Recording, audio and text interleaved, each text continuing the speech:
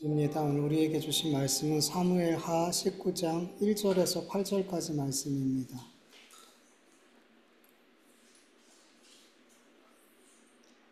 사무엘하 19장 1절에서 8절까지 말씀 한 절씩 교독합니다. 제가 먼저 읽습니다. 어떤 사람이 요압에게 아뢰되 왕이 압살롬을 위하여 울며 슬퍼하나이다 하니 슬퍼한다 나라의 백성들에게 들리니 그날의 승리가 모든 백성에게 슬픔이 된지라. 그날의 백성들이 싸움에 쫓겨 부끄러워 도망같이 가만히 성읍으로 들어가니라. 왕이 그의 얼굴을 가리고 큰 소리로 부르매 내 아들 압살롬아 압살롬아 내 아들아 내 아들아 하니 요압이 집에 들어가서 왕께 말씀하되 왕께서 오늘 왕의 생명과 왕의 자녀의 생명과 처첩과 비빈들의 생명을 구원한 모든 부하들의 얼굴을 부끄럽게 하시니 이는 왕께서 미워하는 자는 사랑하시며 사랑하는 자는 미워하시고 오늘 지휘관들과 부하들을 멸시하심을 나타내십니다. 오늘 내가 깨달으니 만일 압살롬이 살고 오늘 우리가 다 죽었다면 왕이 마땅히 여기실 뻔하나이다. 이제 곧 일어나 나가 왕의 부하들의 마음을 위로하여 말씀하옵소서.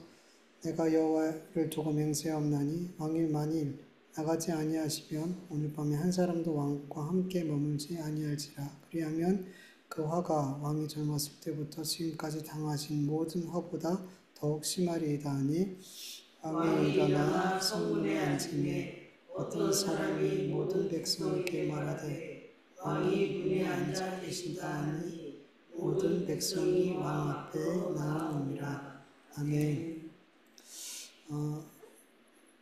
반역을 한 압살롬은 요압의 손에 죽게 되었어요. 그리고 다윗의 인생의 가장 위험했던 순간은 끝이 나게 되죠. 이제 다윗에게 시급한 일은 다시 왕위를 회복하는 거예요. 그런데 압살롬이 죽은 이후 왕위를 회복하는 과정을 보면 다윗이 어떤 말과 행동과 어떤 결정들이 반복해서 부적절하다는 것을 보게 돼요. 자꾸 실수하는 말과 행동들을 자꾸 하게 돼요.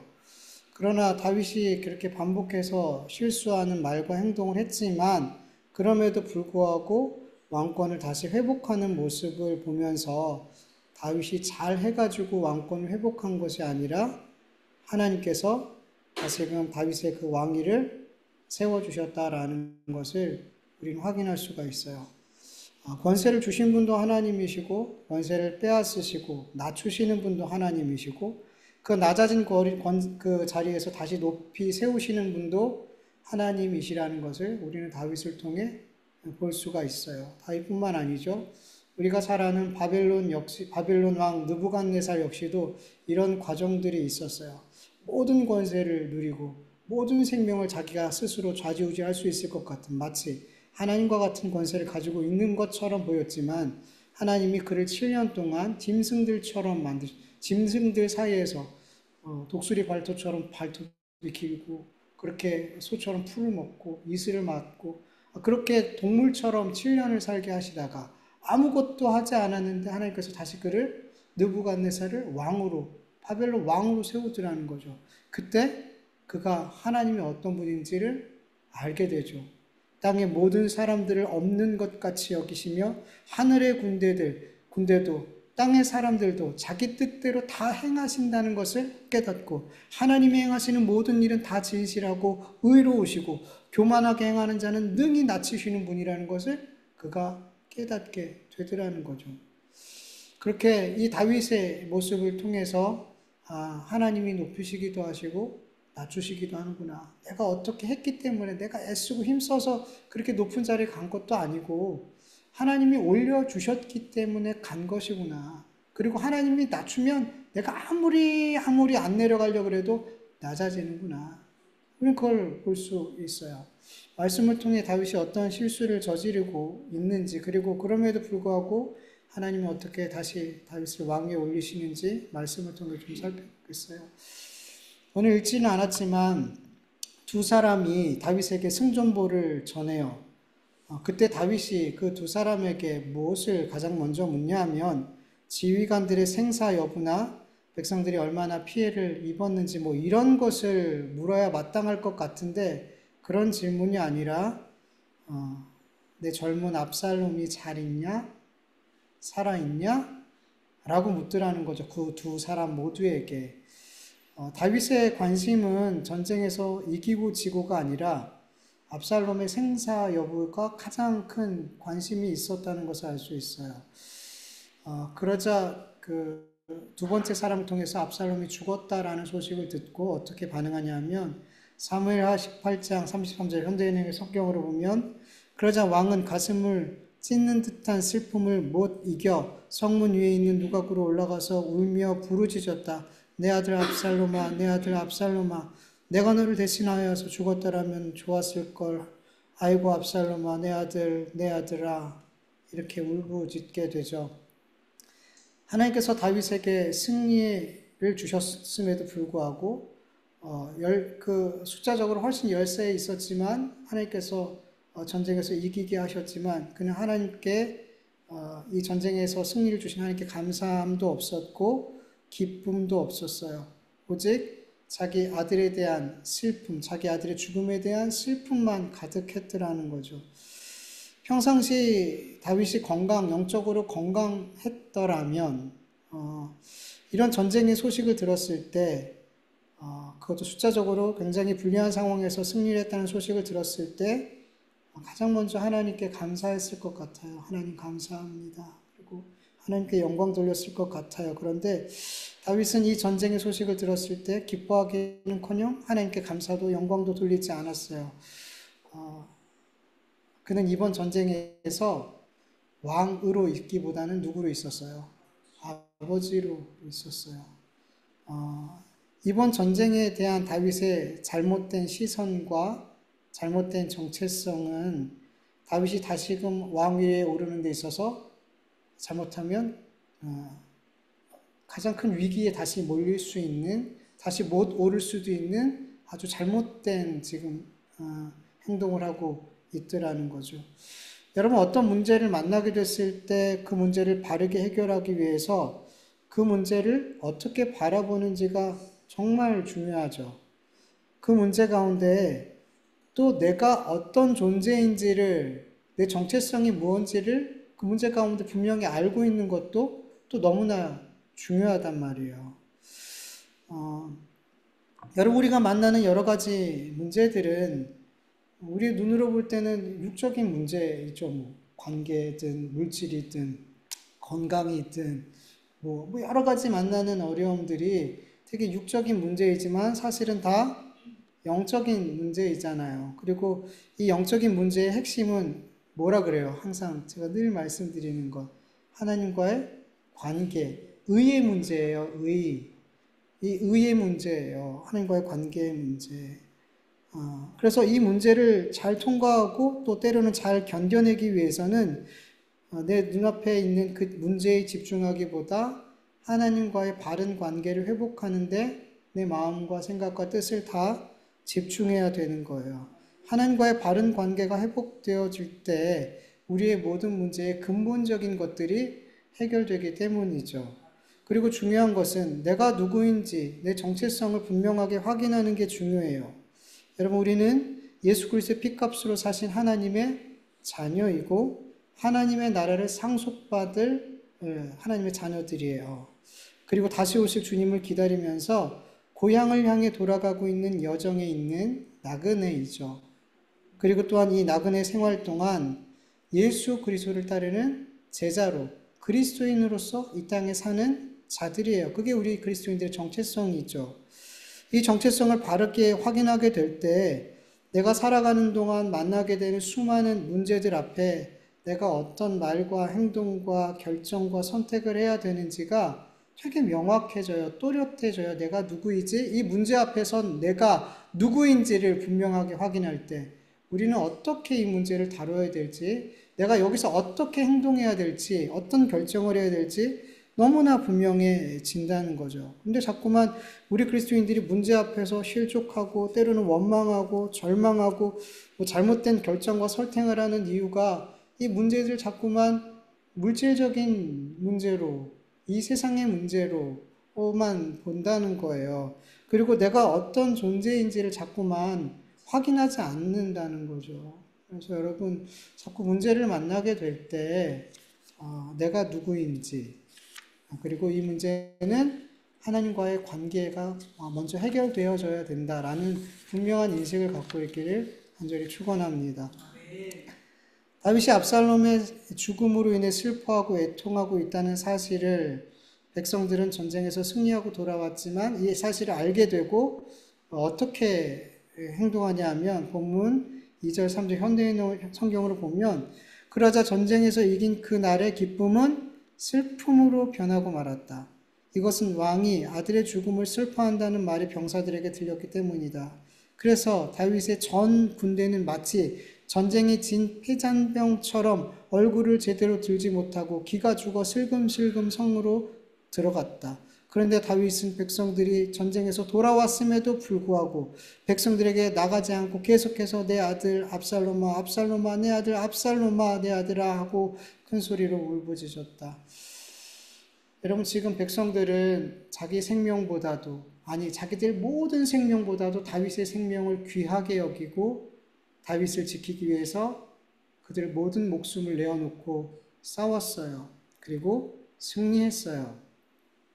그런데 다윗은 전쟁에서 승리하고 돌아온 그 백성들에 대해서 안중에도 없어요. 그리고 계속 압살롬의 죽음만 슬퍼하고 애통하고 있어요. 여러분 백성들 입장에서 보면 다윗의 이러한 행동은 다윗을 향해 생명까지 다 바쳐 헌신하고 충성했던 자기들 이 모든 충성이 완전히 무시당하는 그런 모습이었어요. 다윗의 행동은. 다윗이 계속해서 압살롬의 죽음만을 슬퍼하고 애통했더라면 백성들의 마음이 다윗에게서 떠나가게 되겠죠. 그러면 다윗은 어떻게 돼요? 다시 왕위를 회복하는 일은 불가능해요. 가장 자기 곁에서 자기 생명을 지키려는 그들이 자기에게서 떠난다. 더 이상 그는 어찌할 수가 없어요. 그리고 우리가 뒤에서 보지만 또 다른 반역도 일어나거든요. 근데 그런 계속 반역이 일어나는데 다윗을 위해 정말 생명 바쳐서 일한 그들이 없다면 혹여 잠깐 다윗이 왕위에 올라갔다 할지라도 그거 못 지켜내요. 굉장히 잘못하고 있는 거거든요. 지금 다윗이. 근데 문제는 다윗은 지금 아들의 죽음에 대한 깊은 슬픔에 잠겨서 백성들의 이 마음을 헤아리고 있어요? 못 헤아리고 있어요? 못 헤아려요. 지금 백성들이 눈에 들어오지 않아요. 백성들이 지금 어떤 감정으로 있을지 얼마나 배신감과 때론 분노와 실족한 마음으로 그 상황을 지금 바라보고 있는지 다윗이 전혀 헤아리지 못하고 있더라는 거죠. 여러분 우리 그리스도인들이 어떤 문제를 만나게 될 때 그 문제에만 집중하게 되면 정말 중요한 게 안 보여요. 어떻게 해야 이 위급한 문제를 빨리 해결할 수 있을지에만 집중하게 되면 하나님이 나에게 왜 이 문제를 허락하셨는지를 못 봐요. 지금 나와 하나님과의 관계가 어떠한지를 못 봐요.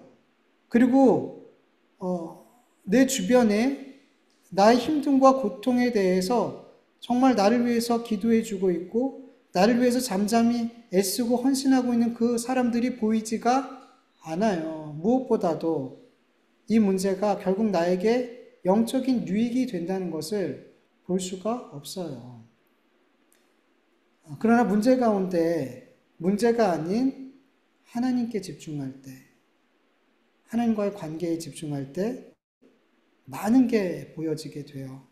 나를 향한 하나님의 사랑하심과 하나님의 선하심이 보이고 나를 사랑하는 소중한 사람들이 보이게 되고 그리고 이 문제가 나에게 영적인 유익이 됨이 보이게 되는 거예요. 이건 너무나 다른 삶을 살 수밖에 없는 이게 보이느냐 보이지 않느냐는 완전히 그 문제 앞에서 다른 결정과 이 문제가 다르게 우리에게 영향을 준단 말이에요.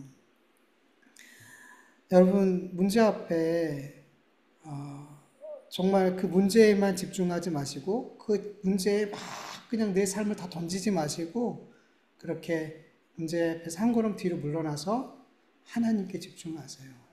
그러면 보여요. 이 문제가 어떤 문제인지가 보여지게 됩니다. 그리고 여기서 한 가지 더 생각해 볼 것은 다윗이 그렇게 아무것도 보이지 않을 정도로 오직 압살롬의 죽음에만 슬퍼한 이유가 있어요. 여러분, 다윗은 지금 이 압살롬의 죽음이 누구 때문이라고 생각할까요? 자기 때문. 왜냐하면 다윗은 지금 이 모든 상황이 자기의 죄로 인한 결과라고 믿고 있어요. 그래서 이 하나님의 징계를 지금 받고 있다라고 믿고 있기 때문에 이 압살롬의 죽음 역시도 다윗의 입장에서 보면은 다윗의 죄의 결과인 거예요. 그래서 이 압살롬의 죽음에 대한 자책감이 다윗에게는 엄청나게 컸더라는 거예요. 그래서 이 압살롬의 죽음에 더 크게 슬퍼하고 그 슬픔에 매몰되어 있더라는 거죠. 여러분, 우리는 종종 내 죄로 인해서 누군가가 피해를 입게 되는 것 같고, 특히 나의 가까운 사람과 내가 사랑하는 사람들이 그렇게 나의 죄로 인해서 힘들고 아파하게 되면 정말 속상할 수밖에 없게 되잖아요. 무엇보다 자책감이 엄청나게 내 안에 몰려온단 말이에요. 그 자책감으로 나를 정죄하고 더 나아가 나를 괴롭게 하고 나를 나 스스로를 심판하며 그 죄 가운데 허우적거릴 때가 너무 많아요. 근데 여러분, 분명 죄를 짓고 이로 인해 여러 가지 문제가 생기게 됐을 때 자책할 수 있죠. 자책할 수 있어요.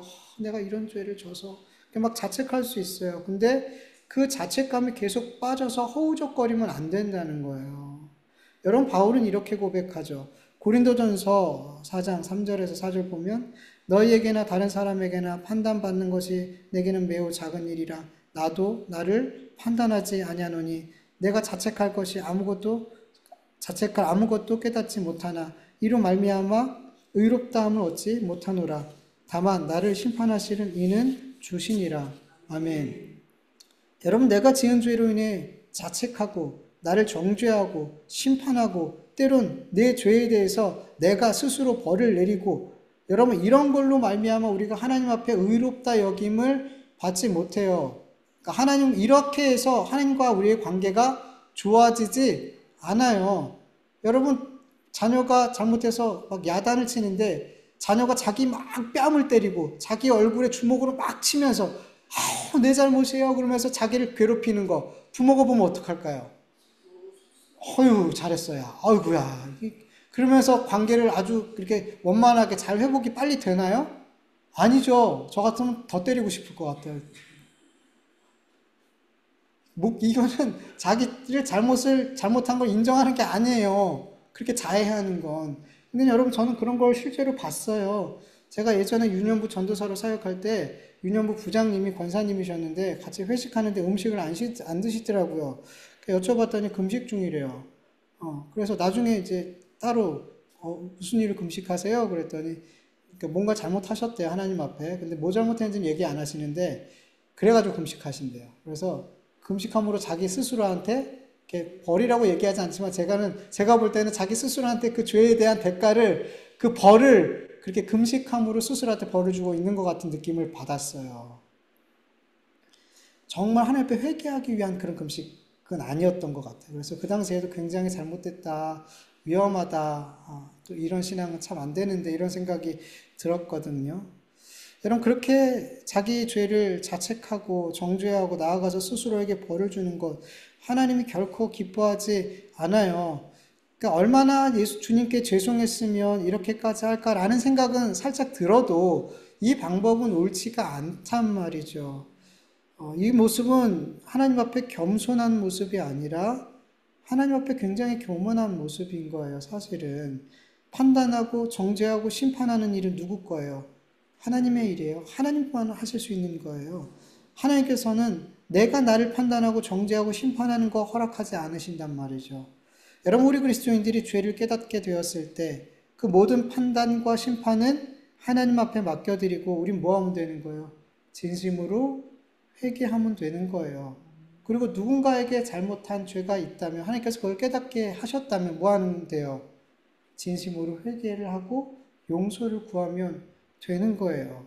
그리고 하나님께서 이 죄로 말미암아 나를 징계하실 때 그것을 하나님의 사랑으로 여기고 잠잠히 감사함으로 견디면 되는 거예요. 거기까지예요. 그렇게 하면 돼요. 그러면 우리는 이 죄의 문제에서 탈출해서 하나님과 건강한 관계를 회복할 수 있어요. 근데 여기서 더 나아가서 내가 이 죄에 대해서 뭔가를 하려 한다는 것 자체는 굉장한 교만인 거예요. 하나님을 더 분노하게 하는 거예요. 그래서 여러분, 어, 그렇게 자책하는 것, 내가 잘못한 것을 인정하는 것, 보는 건 중요하지만 거기서 더 나아가서 나를 심판하고 판단하는 일을 하지 않기를 축원합니다. 그리고 나의 죄로 인해서 누군가가 괴롭고 힘든 상황이 되는 것을 봤어요. 그런 경우들 여러분 경험하지 않았어요? 내 죄로 인해서 내 주변에 있는 사람이 힘들어하고 피해를 보고 아파하는 경우들, 특히 가족 간에 그런 걸 참 많이 보는 것 같아요. 내 죄로 인해서 내 가족들이 함께 아파하고 이런 경우들을 종종 보게 돼요. 근데 여러분, 그것으로 인해 너무 또 자책하지 마세요. 하나님께서 단순히 나의 죄 때문에 내 주변에 있는 가까운 사람들을 어렵게 하고 괴롭게 하는 그렇게 생각하지 마세요. 나의 죄 때문에 내 사랑하는 사람, 내 가까이 있는 사람들이 힘든 것 같이 보이지만 아니에요. 하나님도 그 사람들을 향한 하나님의 뜻과 계획이 있어요. 내 주변에 있는 그 사람들을 향한 하나님의 뜻과 계획이 있으셔서 그렇게 하시는 거란 말이에요. 단순히 내 죄 때문에 이렇게 하셨다라고 자책하지 않으셔도 돼요. 하나님의 생각과 하나님의 일하심은 우리의 생각보다 훨씬 더 크고 놀랍단 말이에요. 이유가 있어요. 그들을 향한 하나님의 크고 놀라운 계획들이 있단 말이에요. 그래서 그렇게 나로 인해서 이렇게 된 거야 라고 생각하면서 가슴 치고 속상해하고 여러분 그러지 않기를 간절히 원합니다. 이렇게 다윗이 압살롬의 죽음에만 집중되어 백성들의 슬픔, 민망함, 분노, 배신감 같은 그 복잡한 감정에 대해서 전혀 헤아리지 못하고 있을 때 하나님께서 누구를 통해 정신 차리게 하실까요? 요압을 통해서. 군대 장관 요압을 통해서 이렇게 말하게 하세요. 본문 7절에서 8절 현대인의 성경으로 보면 요압이 왕에게 가서 이렇게 말하였다. 우리는 오늘 왕과 왕의 자녀들과 왕비와 후궁들의 생명을 구하는데 구했는데 왕은 오히려 우리를 부끄럽게 하였습니다. 왕이 왕을 미워하는 자를 사랑하고 왕을 사랑하는 자는 오히려 미워하나니 결국 우리는 왕에게 아무 가치도 없는 존재가 되고 말았습니다. 만일 압살롬이 살고 우리가 모두 죽었다라면 왕은 오히려 더 기뻐했을 뻔했습니다. 이제 일어나 나가셔서 우리 병사들을 격려해 주십시오. 내가 여호와 이름으로 맹세하지만 만일 왕이 그렇게 하지 않으시면 오늘 밤 왕과 함께 머물러 있는 사람이 하나도 없을 것입니다. 그렇게 되면 왕은 지금까지 당신이 당하신 그 어떠한 불행보다도 더 큰 불행을 당하게 될 것입니다. 하나님은 요압이 한 말 중에 굉장히 제일 옳은 말 같아요. 여태까지 요압이 했던 여러 가지 일들 중에 제일 옳았던 정말 하나님이 하시는 말씀처럼 그렇게 말을 했어요. 요압의 이 말에는 다윗을 향한 굉장한 분노와 배신감 이런 게 섞여 있었던 것 같아요. 이러한 감정은 요압만 느낀 게 아니라 전쟁에서 승리하고 돌아온 모든 백성들이 요압과 같은 그런 감정을 똑같이 느꼈을 거라는 거죠. 백성들 역시 다윗이 자기들이 차라리 죽었으면 그리고 압살롬이 살았으면 오히려 다윗은 그것을 옳게 여겼다, 좋게 여겼을 거다라는 생각들을 했을 거라는 거죠. 다윗은 요압의 이 분노 어린 충고의 말을 듣고 비로소 정신을 바짝 차리고 상황 판단을 하고 백성들에게 나아가서 그들을 위로하게 돼요. 그래서 자칫 잘못하면 그를 위해서 헌신했던 모든 사람이 떠날 수 있는 그 위기에서 정말 이렇게 다시 회복할 수 있었던 그런 기회가 됐어요. 요압으로 인해서. 요압은 압살롬을 죽임으로 다윗에게 너무나 큰 슬픔을 줬어요. 그런데 요압을 통해서 다시 왕좌에 오르지 못할 수 있는 그 위기를 모면하게 된 거죠. 여러분, 우리의 삶을 보면은 정말 나의 삶을 불편하게 하는 사람, 힘들게 하는 사람들이 있어요. 그런데 여러분, 요압이 다윗에게는 가장 불편하게 하고 가장 눈에 거슬리고 하는 사람이 요압이었거든요. 근데 성경을 보면 요압은 계속해서 다윗이 그 위험한 상황 가운데 있을 때 그를 건져주는 역할을 하더라는 거죠. 다윗이 큰 죄를 졌을 때, 다윗이 그 압살롬을 못 잇고 있을 때, 압살롬을 누가 불러오게 해요? 요압이 죄를 짜내서 그렇게 다윗을 위해서 그런 일을 하잖아요.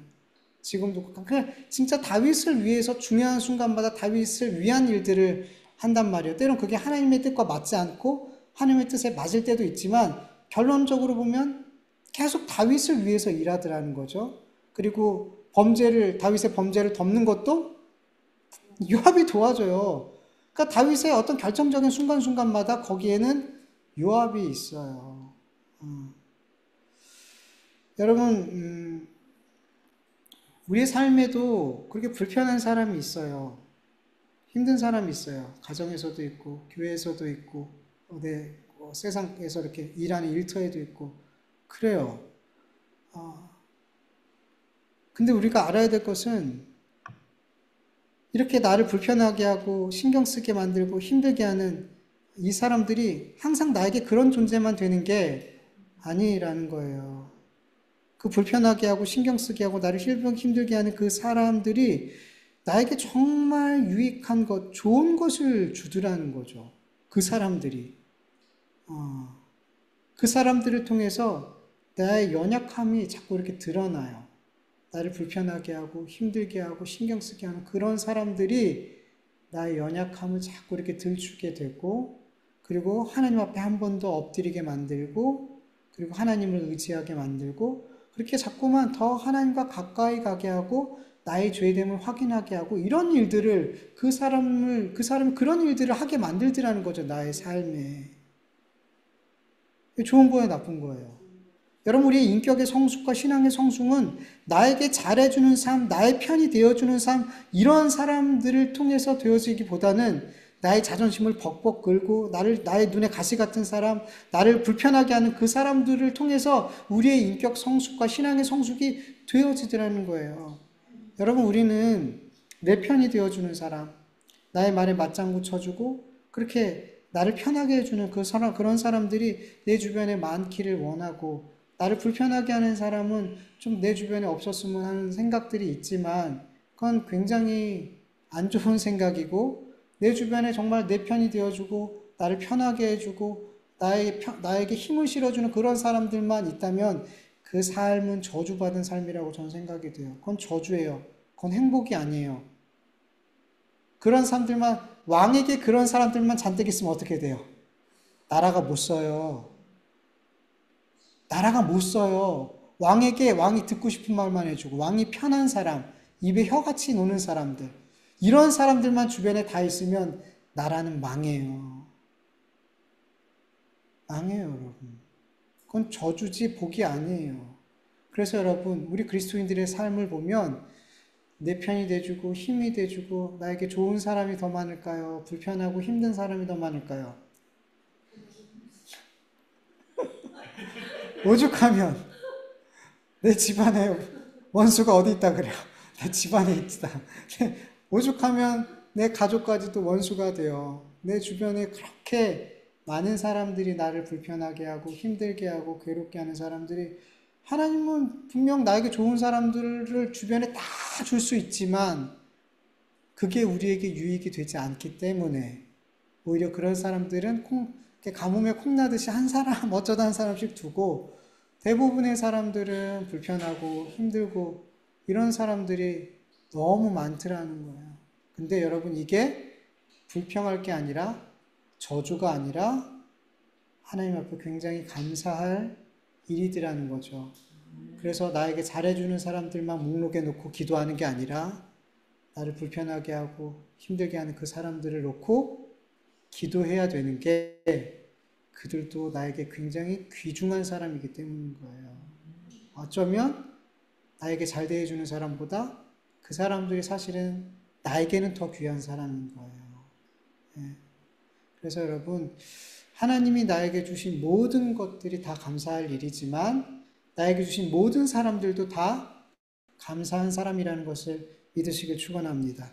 감사함으로 받으면 버릴 게 없다.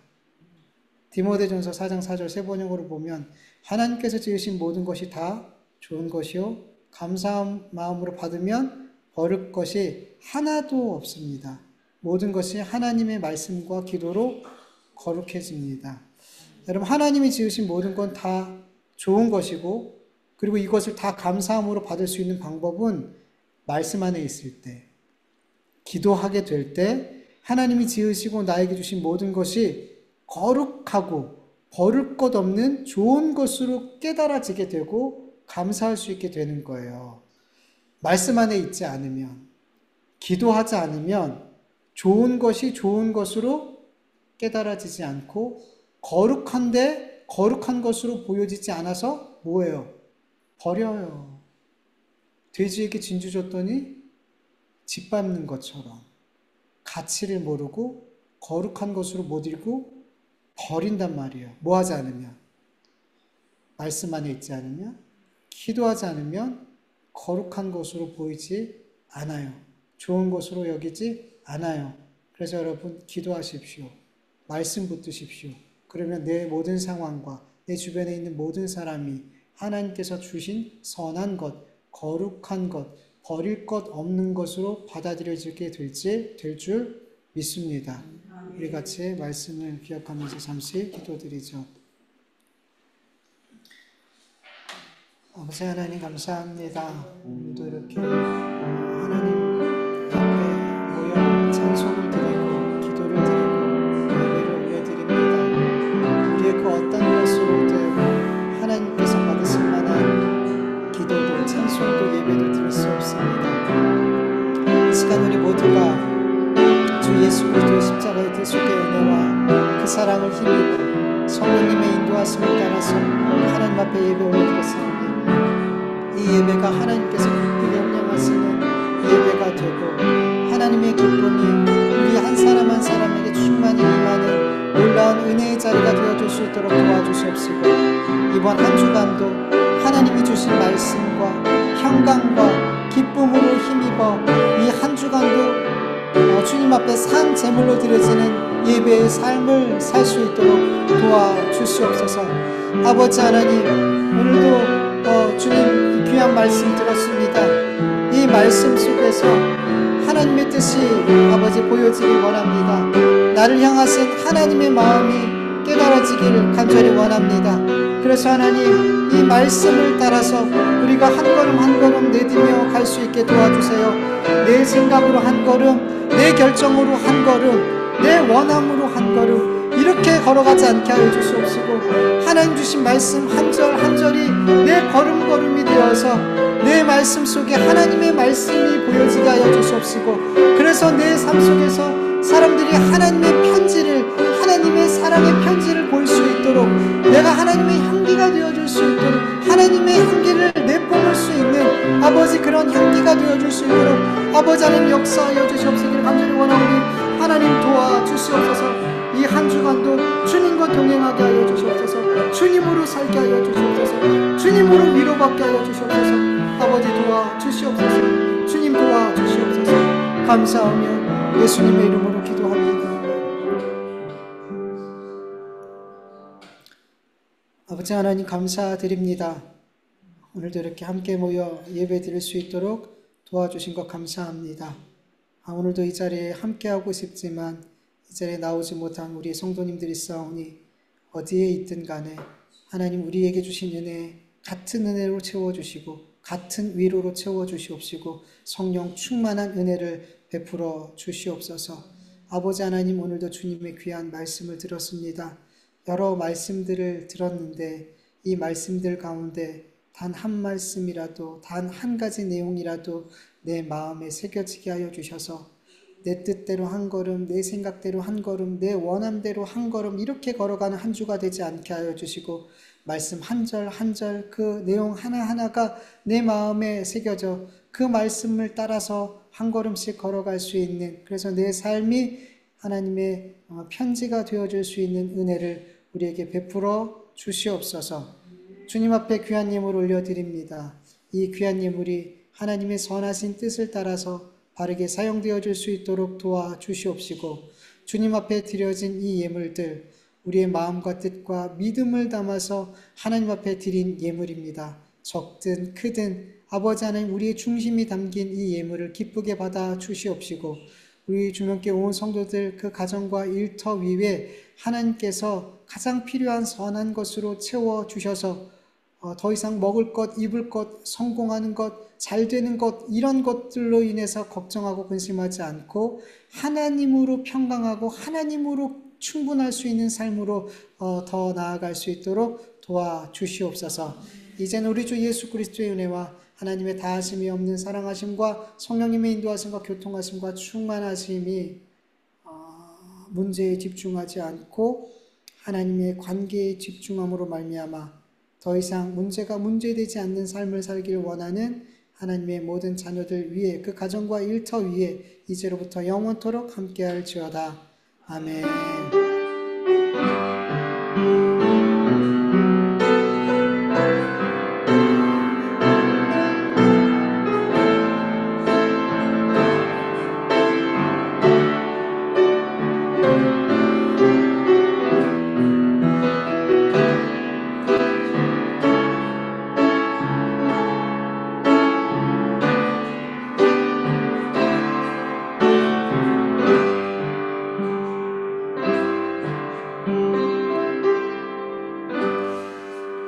예배를 받으신 하나님께 감사와 영광의 박수 올려드립니다. 하나님 감사합니다. 예배를 받으시고 우리를 들어주시는 진심으로 감사합니다.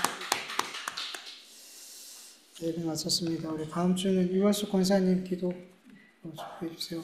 내일